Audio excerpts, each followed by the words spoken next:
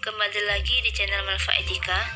Di video kali ini aku mau jelasin tentang kerjasama antar umat beragama, di mana kerjasama antar umat beragama ini merupakan bidang bimbingan sosial dan merupakan tugas perkembangan untuk mencapai perkembangan diri sebagai remaja yang beriman dan bertakwa kepada Tuhan Yang Maha Esa, serta tujuan layanannya siswa mampu melakukan hubungan serta kerjasama yang baik antar umat beragama.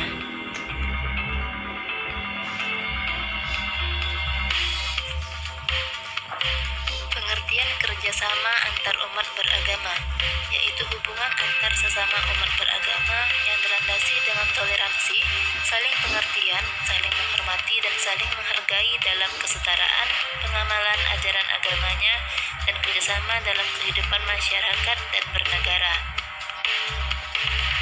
Dalam hal ini, kehidupan beragama dan kepercayaan terhadap Tuhan Yang Maha Esa semakin berkembang sehingga terbina hidup rukun dan kerjasama di antara sesama umat beragama dan penganut aliran kepercayaan terhadap Tuhan Yang Maha Esa.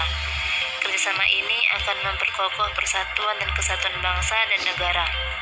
Di dalam hubungan kerjasama, sesuai dengan norma dan nilai-nilai yang tersurat dan tersirat di dalam Pancasila, khususnya sila ketuhanan Yang Maha Esa. Umat beragama dan pemerintah harus melakukan upaya bersama dalam memelihara kerukunan umat beragama di bidang pelayanan, pengaturan, dan pemberdayaan. Contoh dari kerjasama antar umat beragama, misalnya seperti dalam mendirikan rumah ibadah harus memperhatikan ormas keagamaan yang berbadan hukum dan telah terdaftar di pemerintah daerah. Pemeliharaan kerukunan umat beragama baik di tingkat daerah, provinsi maupun pusat merupakan kewajiban seluruh warga negara Indonesia serta instansi pemerintah lainnya. Kerukunan antar umat beragama dapat diwujudkan dengan beberapa cara. Di antaranya, yang pertama, saling tenggang rasa, saling menghargai, toleransi antar umat beragama. Yang kedua, tidak memaksakan seseorang untuk memeluk agama tertentu. Yang ketiga, melaksanakan ibadah sesuai agamanya. Dan yang terakhir, mematuhi peraturan keagamaan baik dalam agamanya maupun peraturan negara atau pemerintah. Dengan demikian, akan dapat tercipta keamanan dan ketertiban antar umat beragama, ketentraman dan kenyamanan di lingkungan masyarakat, berbangsa, dan bernegara. Nah, berikut ini adalah bentuk-bentuk kerjasama antar umat beragama. Yang pertama adalah adanya dialog antar pemimpin agama. Yang kedua, saling memberikan bantuan bila terkena musibah. Dan yang terakhir, adanya kesepakatan di antara pemimpin agama untuk membina agamanya masing-masing. Bidang kerjasama antar umat beragama.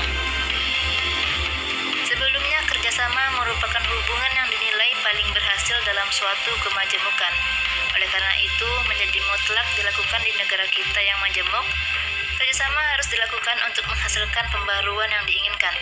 Selain itu, kerjasama juga dapat memperkuat atau memberdayakan orang atau kelompok lain yang belum terlibat. Dengan kerjasama, masalah akibat perbedaan etnis, agama, dan budaya dapat diatasi. Nah, beberapa bidang kerjasama antar umat beragama itu antara lain: yang pertama adalah penegakan keadilan. Kerjasama antar umat beragama dapat menghasilkan langkah-langkah strategis untuk mengurangi atau memberantas praktik ketidakadilan yang sudah menyengsarakan rakyat dan umat dalam waktu yang cukup lama, misalnya dengan melaporkan pihak yang melakukan korupsi kepada penegak hukum. Yang kedua adalah perbaikan taraf hidup atau ekonomi. Kerjasama antar umat beragama memungkinkan adanya perbaikan taraf hidup bagi pemeluknya. Salah satu contoh kerjasama dalam bidang ini adalah penggalangan dana untuk membantu korban bencana dan membuka lapangan kerja untuk warga yang belum bekerja. Dan yang terakhir adalah perbaikan akhlak. Para pemimpin dan tokoh-tokoh agama dituntut untuk bisa bekerja sama dalam menyuarakan kehendak agama demi kebaikan, perdamaian, kebahagiaan, dan keselamatan umat manusia. Misalnya dengan mendukung diberantasnya perilaku seks bebas yang dapat merusak mental dan perilaku remaja. Berikut ini adalah kendala-kendala yang terjadi dalam kerukunan antar umat beragama. Yang pertama adalah rendahnya sikap toleransi. Salah satu masalah dalam komunikasi antar agama sekarang ini adalah munculnya sikap toleransi malas-malasan, atau dalam bahasa Inggrisnya lazy tolerance. Sikap ini muncul sebagai akibat dari pola perjumpaan tak langsung antar agama, khususnya menyangkut persoalan teologi yang sensitif. Dalam hal ini, kalangan umat beragama merasa enggan mendiskusikan masalah-masalah keimanan. Tentu saja, dialog yang lebih mendalam tidak terjadi, karena baik pihak yang berbeda keyakinan atau agama sama-sama menjaga jarak satu sama lain.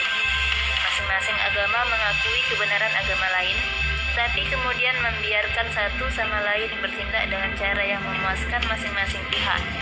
Yang terjadi hanyalah perjumpaan tak langsung, bukan perjumpaan sesungguhnya, sehingga dapat menimbulkan sikap kecurigaan di antara beberapa pihak yang berbeda agama. Maka akan timbullah yang dinamakan konflik. Yang kedua adalah kepentingan politik. Faktor ini terkadang menjadi faktor penting sebagai kendala dalam mencapai tujuan sebuah kerukunan antar umat beragama. Bisa saja sebuah kerukunan antar agama telah dibangun dengan bersusah payah selama bertahun-tahun atau lebih, dan dengan demikian pun hampir memetik buahnya. Namun tiba-tiba saja muncul kekacauan politik yang ikut mempengaruhi hubungan antar agama. Yang ketiga adalah sikap fanatisme. Pemahaman agama secara eksklusif juga ada dan berkembang. Bahkan akhir-akhir ini telah tumbuh dan berkembang pemahaman keagamaan yang dapat dikategorikan sebagai fanatisme, yaitu paham atau perilaku yang menunjukkan ketertarikan terhadap sesuatu secara berlebihan.